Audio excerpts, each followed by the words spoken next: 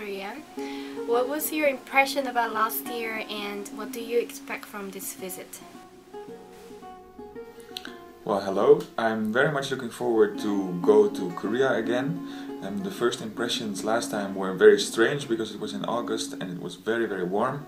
Now I'm going in February and it will be very different. I'm looking forward to see all the Korean recorder players again and play a great concert with my colleagues Isar Elias and Alessandro Piano.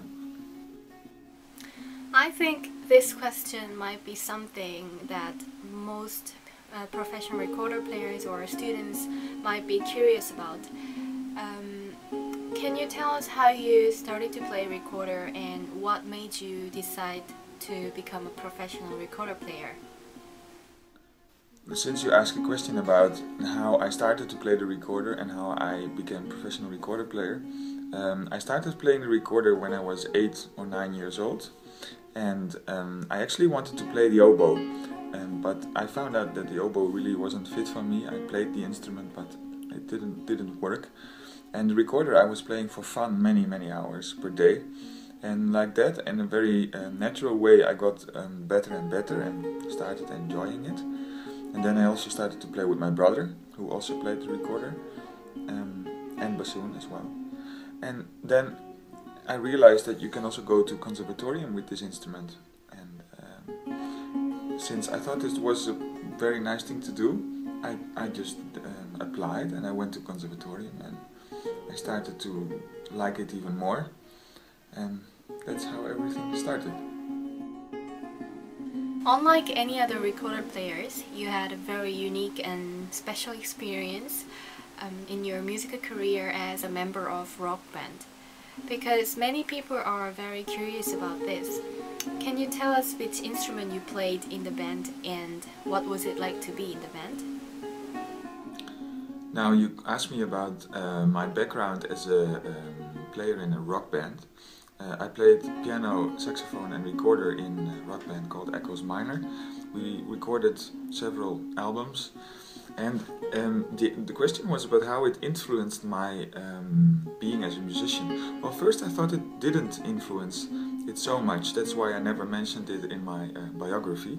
But since a few years I realized that it was really essential for the way that I look at music, and also that I try to make written music, a lot of written music, sound as if it was improvised. Another thing from the pop music is that there's a lot of attention for the sound and not for the pitches. So it's not about the complexity of the music, but really very much about the sound. And I think in the last years I also have tried to get a more individual sound on the recorder, instead of always thinking about pieces or of different pitches. You will visit Korea with Ensemble Cordovan this year. Could you please tell us more about your ensemble, how you established the ensemble and what kind of repertoire you mainly perform, etc.? This year I will visit Korea with my trio Cordovento. I play with Alessandro Piano, who is also founder of the group, a harpsichord player, an organ player, and with Isar Elias, a great Baroque guitar player, who also founded the group with us. And our goal is to revive the music on the boundaries of pop and art music from the 17th century. So we will bring a very varied program of English music, Spanish music and Dutch music from the end of the 17th century. It seems like you have kept trying multiple experimental music, such as Big Eye with Isar Elias and Hotel Terminus with Yuri Honing. Can you tell us what kinds of message you wanted to convey to the audience from both recordings? I'm now asked to say something about Hotel Terminus and the Big Eye CD. Well, the Big Eye CD was the first project I did with Isar Elias with contemporary music and many short films by Paul and Menno de Nooijer, two great filmmakers from Zeeland. The idea was to find a way in which music and film can be intertwined with each other without one of them being more boring than another. Very often in Hollywood film scores, the image can be interesting, but the sound can be pretty standard, just some strings. And so we wanted to work with filmmakers who also think creatively, and that's how we started to work with Parliament and Neuer. The Hotel Terminus CD is a CD with jazz saxophonist Yuri Honig and his band, so 2 guitar players, bass guitar and drums.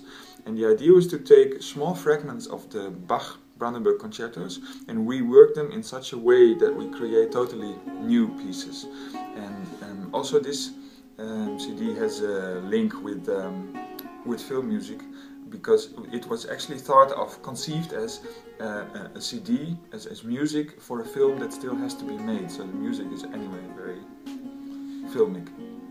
We would like to hear your opinion about contemporary music. As Nicholas Arnoncourt said, the Baroque music was new music at the time. However, today it is not always easy to enjoy the contemporary music. We find it very difficult and complicated. So what is your opinion about this?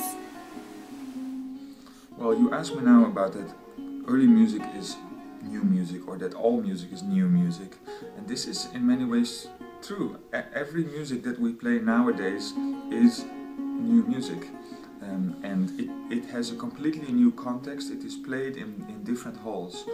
The music that is written in these days is sometimes more difficult to get than audience.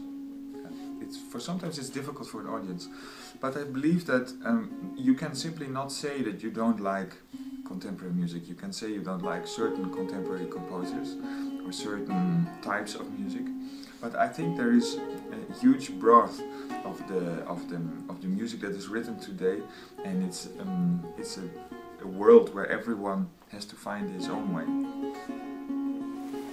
Lastly, please leave a message to the Korean fans who are desperately waiting for your concert. Well, I'm really looking forward to go to Korea, as I said, and take my friends and do a fantastic concert, and I hope you will enjoy it. See you soon!